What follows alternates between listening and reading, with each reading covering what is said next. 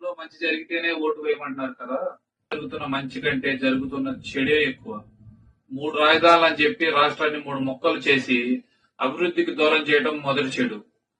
ఇంటికి సంవత్సరానికి ₹1,00,000 ఇస్తున్నామని చెప్పి భ్రమలో మోసం చేసి నెలకు లక్షల రూపాయల జీతాలు ఇచ్చే కంపెనీలను ఆంధ్ర నుంచి వెళ్లగొట్టడం మరో తప్పు. జగన్, ఇలా నువ్వు చేసిన దగులుబాజీ దౌర్భాగ్య పనుల గురించి, నీ గొప్పతనం గురించి ఎన్నని చెప్పమంటావు? ప్రత్యేక హోదా లేని చావటని చెప్పాలా? బాబాయిని చంపిన కసాయి అని చెప్పాలా? చెల్లెలను తరిమి కొట్టిన మోసగాడు అని చెప్పాలా?